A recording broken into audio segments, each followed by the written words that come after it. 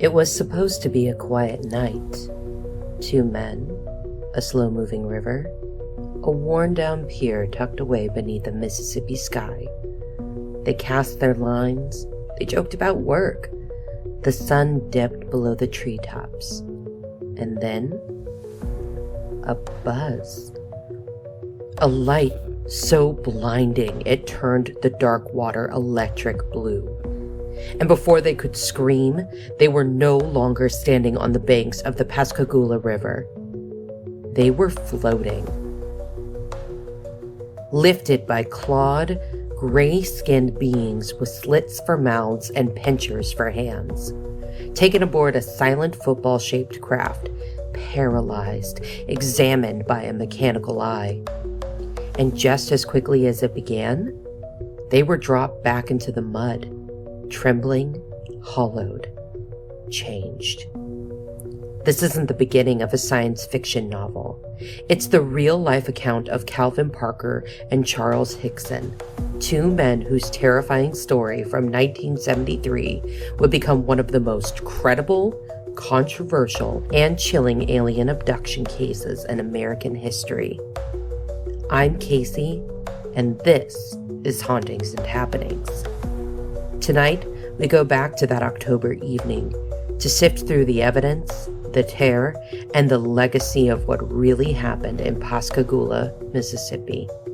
Because sometimes the most unbelievable stories are the ones told in whispers by people with nothing to gain and everything to lose. And on the banks of that river, something was waiting. It started like any ordinary southern evening. 2 shipyard co-workers, Charles Hickson, 42, and Calvin Parker, just 19, decided to unwind with a little night fishing after work. Hickson, the older man, was calm and confident. Parker, younger and new to town, was nervous. He didn't have gear, didn't like bugs, and certainly didn't expect anything out of the ordinary. But Hickson insisted, even offering to let Parker borrow his own tackle. That's like offering your wife in the South, Parker would later joke in an interview with Country Roads magazine. They settled along the abandoned pier near the old shipyard, just the kind of quiet place where no one would bother them. As darkness fell, they cast their lines into the Pascagoula River and settled in under the stars. Then came the sound. A strange buzzing, like a tuning fork vibrating in the back of your skull. Parker noticed blue lights rippling across the surface of the water. At first, he thought it was the police coming to tell them to leave. But as he looked up, his breath caught in his throat. A massive football-shaped craft hovered just above the ground. According to Parker, in his 2018 interview with the Clarion Ledger, it emitted no wind, no roar, only a faint hissing sound. A hatch opened and 3 beings floated out. I froze, Parker said. I couldn't move. I couldn't even scream. Hickson, in a later interview with the Washington Post, described the entities as humanoid, but robotic. About 5 feet tall with wrinkled gray skin, carrot-like appendages for ears, and clawed hands like crab pinchers. One of the creatures grabbed Hickson by the arm. He felt a sharp prick, like an injection. Parker felt it too. A go-to-hell shot, he called it. Both men suddenly went numb, paralyzed, but conscious. They didn't drag us, Hickson would later say. We floated. Inside the ship, the men were separated. Hickson recalled being suspended in mid-air, unable to resist as a mechanical eye, something like a floating scanner, moved up and down his body. It wasn't like no X-ray machine, he said. There ain't no way to describe it. For years, Parker claimed he blacked out, but in his later book and interviews, he admitted he lied out of fear. He remembered everything.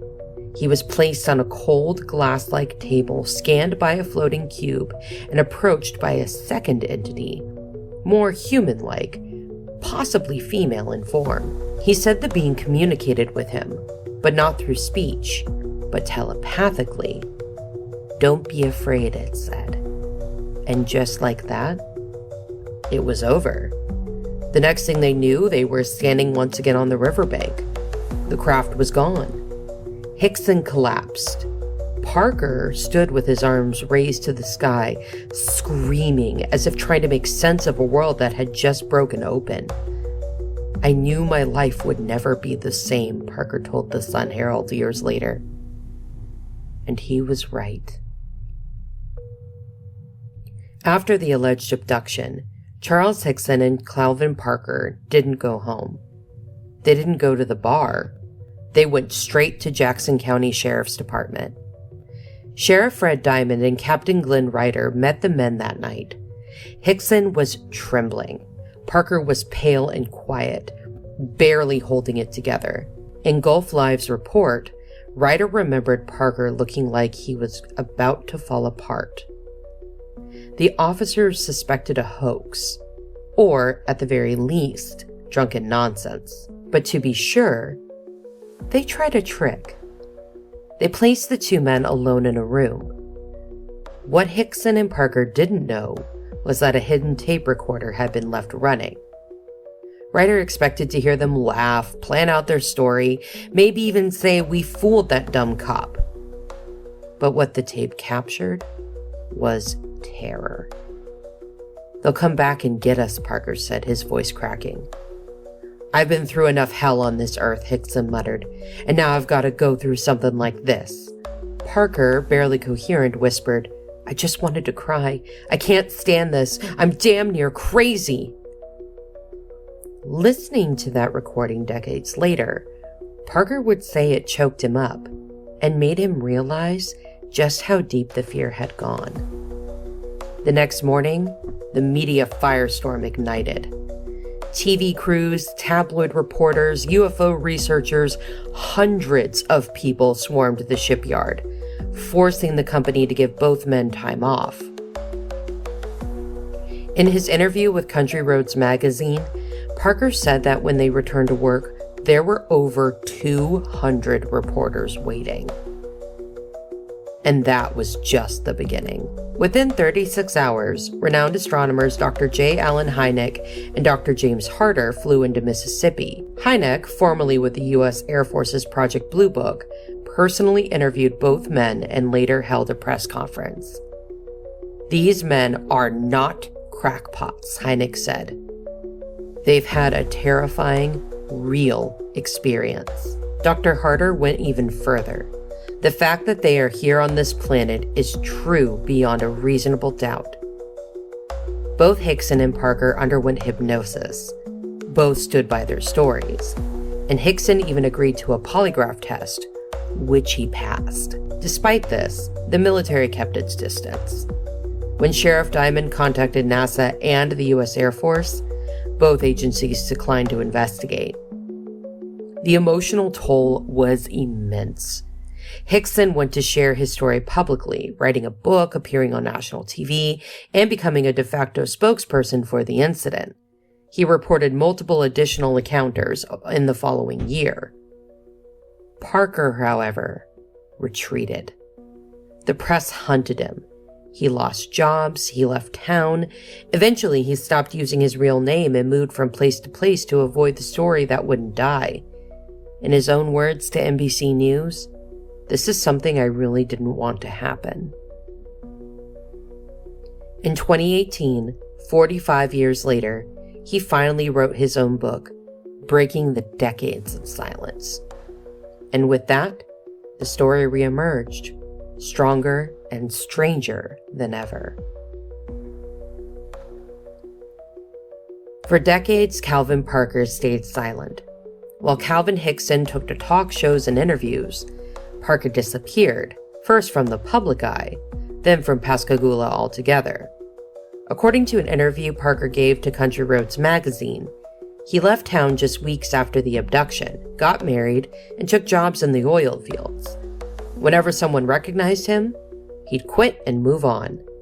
"I tried to forget it," he said, "but I couldn't." For years, Parker told people he had passed out during the encounter and couldn't remember what had happened aboard the craft. That, he later admitted, was a lie, one born of fear, trauma, and a desperate need for normalcy. In 2018, after nearly 45 years, Parker broke his silence. He released a book, Pascagoula: The Closest Encounter, My Story. In it, he revealed everything. He remembered being paralyzed, yes, but also being fully awake.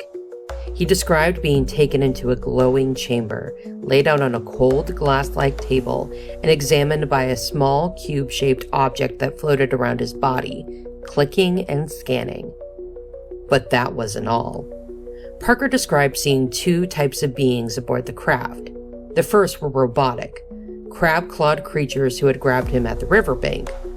But then a second figure appeared, taller, more humanoid, and possibly female, with smoother gray skin and glowing eyes. According to a Clarion Ledger interview, Parker said this entity spoke to him telepathically, using calming words like "don't be afraid." The memory was so vivid, so visceral, that even recounting it decades later brought Parker to tears. But the floodgates didn't stop there. After releasing the book, Parker began receiving messages from people who claimed to have witnessed strange lights over the Pascagoula River that night. Among them was Maria Blair, who had never told her story publicly. She and her husband had been driving near the river when they saw a blue-lit craft hovering silently over the marsh. According to a Science News article summarizing her Netflix interview, she remembered watching three small figures descend, then seeing the craft vanish, and then return again to drop someone off. Her testimony matched Parker and Hickson's down to the color of the lights and the timing of the encounter. But perhaps the most haunting moment came in 2020, when Parker received a copy of the original Sheriff's Office recording, the secret tape made when he and Hickson were left alone in the interrogation room back in 1973. "I've never heard the full thing," Parker told the Clarion Ledger. "Just the part they always played, when we were locked in that room. But this hit me hard." In the tape, Parker's voice is soft, cracked. He mutters about seeing a doctor, about needing help. He sounds nothing like a man trying to fool the cops. He sounds like a 19-year-old boy who just saw something he was never meant to see. "It kind of choked me up," he said. "It made it real all over again." Calvin Parker didn't want fame. He didn't want attention. He wanted peace. And maybe, after finally telling his story in full, he found it. For years, the Pascagoula abduction was told as the story of two men. But they weren't the only ones who saw something strange that night. In the months and years after the encounter, a handful of witnesses quietly came forward. Some reported strange lights, others heard noises. But few were willing to speak publicly. Fear of ridicule kept them silent. That changed in 2019. According to reporting by the Clarion Ledger and the Washington Post, Maria Blair revealed that she and her husband had been driving along the river on October 11, 1973, the same night Hickson and Parker were abducted. From roughly 400 feet away, they saw a glowing oval-shaped craft hovering silently over the marsh. In her words, it left twice, once when it took them and once when it brought them back. Her description of the object, its size, the motion, the eerie blue lights, matched Parker's account perfectly. She said the memory haunted her for 45 years. In 2023, Blair recorded a video testimony for the Netflix docuseries Files of the Unexplained, where she confirmed her account in full. UFO researchers Philip Mantle and Dr. Irene Scott, who interviewed Blair, said her story was consistent, emotional, and credible across every retelling. But Blair wasn't alone. The night of the abduction, the Pascagoula Police Department reportedly received nearly 50 separate phone calls from residents claiming to see strange lights or objects in the sky. One of these callers, a now retired officer, told the Clarion Ledger in 2020 that he was so disturbed by the volume of reports, he stayed late to help field them. None of this information made it into the public eye at the time. It wasn't in the papers, it wasn't part of the sheriff's report. But in hindsight, it paints a very different picture. This wasn't just two men spinning a wild tale. This was a community touched by something unexplained. And then there's the tape. That secret recording made the night of the abduction was lost to history for decades, until it resurfaced in 2020. Calvin Parker, now an older man living quietly in Mississippi, received 2 copies from a retired officer who'd worked the case. One was the known audio of Hickson and Parker left alone, but the other? It was the full interview, the raw, uncut, unnerving truth. Parker hadn't known it existed. When I listened to it, he said in an interview, it hit me how real this all was. It kind of choked me up.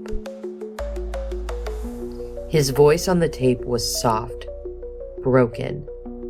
Hickson's was steady, trying to soothe his friend. They talked about doctors, about pain, about whether they'd be taken again. There was no bragging, no scheming, just fear. And fear? That's hard to fake. Not everyone believes aliens visited Pascagoula. Some believe the answers lie not among the stars, but in the deepest corridors of the human mind. Sleep paralysis is one of the most widely cited explanations. According to Psychology Today, this common sleep disorder can produce vivid hallucinations, a sense of floating, flashes of light, and a terrifying feeling of a nearby presence. Add in partial consciousness, and your brain creates a narrative that makes sense of the fear. Dr. Richard McNally, a clinical psychologist at Harvard, studied people who believed they were abducted. His findings? These individuals often experience physiological responses similar to the people with PTSD. Their heart rate spikes, their bodies react. The trauma feels real, even if the event, from a scientific standpoint, may not be. Then there's the false memory hypothesis. Psychologists like Elizabeth Loftus have demonstrated how memory is fragile, surprisingly easy to alter or implant, especially through suggestion or hypnosis. In the 1990s, researchers Leonard Newman and Roy Baumeister explored the connection between hypnosis, trauma, and fantasy. Their conclusion? Alien abduction narratives may arise from a mix of deep psychological distress, unexplained anxiety, and suggestive therapy techniques. Add in a hypnotist with strong beliefs in extraterrestrial life, and the brain may start to fill in the blanks with symbols of loss, control, and fear. These memories may be bolstered by what psychologists call dream reality confusion. In one study, 83% of people with narcolepsy reported difficulty distinguishing dreams from real life. Even people without sleep disorders, up to 15%, occasionally report being unsure if a vivid experience was real or imagined. But why aliens? Social context matters. In earlier centuries, people experiencing similar symptoms described demons, witches, or angels. Today, it's aliens. According to a Wikipedia summary of abduction theories, the content of these experiences often mirrors the culture surrounding the experiencer. Science fiction, UFO media, or the prevailing idea of what aliens look like. There's also fantasy proneness.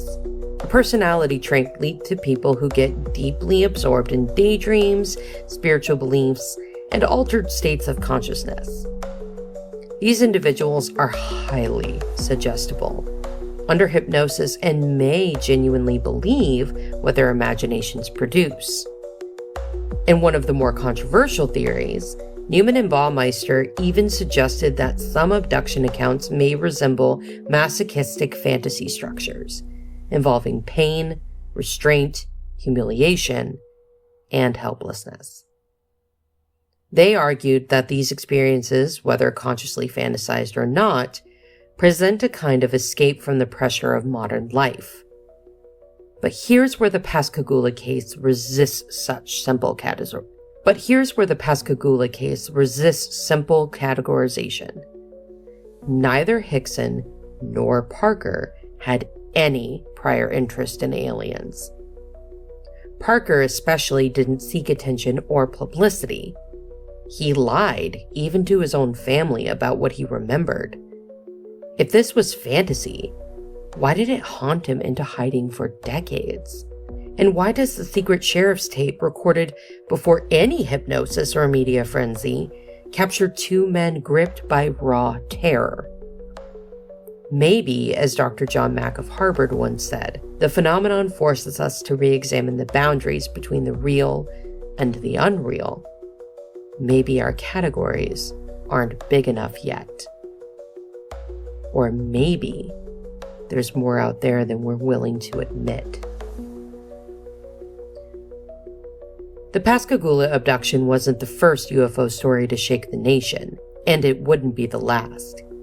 One of the earliest and most studied abduction cases occurred in 1961, when Betty and Barney Hill were allegedly taken aboard a spacecraft while driving through rural New Hampshire.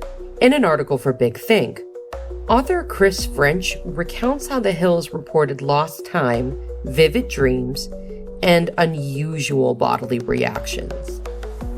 Barney developed stress-related symptoms, including a ring of warts around his groin. Betty, under hypnosis, recalled a long needle inserted into her abdomen and was even shown a star map, which she later drew from memory. Like Pascagoula, the Hill case involved telepathic communication, medical examinations, and deep emotional trauma. But the imagery was vastly different. The Hills described classic grays, short beings with large black eyes and smooth skin. The Pascagoula beings? Nothing like that. Hickson and Parker described these creatures with wrinkled, elephant-like skin, no visible eyes, cone-shaped heads, and clawed hands like crab pinchers. If the Hills abductors were biological scientists, the Pascagoula entities felt more like robotic collectors. Then there's the Travis Walton case. In 1975, just 2 years after Pascagoula, Walton disappeared for 5 days after being struck by a beam of light in the Arizona wilderness. His co-workers saw it happen. When he reappeared, he claimed to have been aboard a spacecraft, examined by both human-like and non-human beings. Walton's story, like Hickson's, was scrutinized, mocked, and turned into a Hollywood film, Fire in the Sky. But Walton had a team of witnesses. He also took and passed a polygraph test, just as Hickson did. Still, what sets Pascagoula apart is not just what was claimed, but how it unfolded. Unlike the Hills or Walton, Hickson and Parker didn't go to the press. They went to the police, terrified. The hidden tape of their conversation, the one where Parker is practically whispering through a breakdown, is one of the only pieces of real-time emotional evidence in any abduction case to date. It captured trauma before public scrutiny could shape it. Another unusual detail? The being's physical description. According to analysis and perspectives on the alien abduction phenomenon, most abductees describe beings that match cultural expectations. Large heads, black almond eyes, gray smooth skin. These are heavily influenced by media portrayals and sci-fi tropes. But Pascagoula didn't fit that mold. The beings weren't like anything in popular UFO lore at the time. And that's important, because as folklorist Thomas Bullard observed, hoaxes tend to mimic popular images, but real trauma often produces disjointed and unexpected details. The Pascagoula case? It's full of those. Strange floating robotic entities, an examination by a floating silent eye, a second set of more humanoid figures who arrived after the scan, and a UFO that didn't fly away. It just blinked out. Add to that the lack of financial gain, the decades of silence, the reluctant witness testimonies, and the real-time sheriff's tape, and what you have isn't just another entry into the UFO files. It's something harder to define, something that doesn't match the script. The town of Pascagoula didn't know what to do with the story in 1973. At first, the response was a mix of mockery, skepticism, and confusion. But time has a strange way of reshaping memory. As decades passed, the Pascagoula abduction stopped being just a headline. It became legend. And eventually, it became something else entirely. History. In 2019, 46 years after the fateful night, the city of Pascagoula officially installed a historical marker at the site of the alleged abduction. Located near the Lighthouse Park boat launch, the plaque describes the events as one of the best documented cases of alien abduction, citing these two men's consistent stories, polygraph results, and the infamous secret tape. Calvin Parker was there for the dedication, standing at the edge of the river where it had all begun. He told the Herald Sun, "I've been trying to run from this for a long time, but now I feel like I'm right where I'm supposed to be." Hickson passed away in 2011, never wavering in his account. Parker died in 2023, but not before finally telling his truth in his own words and helping bring validation to the story that nearly destroyed his life. The case has inspired multiple books, including UFO Contact at Pascagoula by Hickson and Pascagoula: The Closest Encounter by Parker. It's been featured in documentaries, including Alien Contact, the Pascagoula UFO Encounter, and most recently, in the Netflix series Files of the Unexplained, which brought a new witness and renowned global attention to the case. In the world of UFO lore, Pascagoula has become a cornerstone. It's referenced in UFO conferences, podcasts, and countless YouTube breakdowns. It appears in Reddit rabbit holes and debunking forums alike, and even skeptics who don't believe in aliens often say, if any story ever gave them pause, it was this one. The site itself has become a kind of quiet pilgrimage spot. Not flashy, not a tourist trap, just a small marker by a riverbank. But maybe that's what makes it so haunting. The Pascagoula abduction didn't need spectacle. Its legacy was never about what was seen.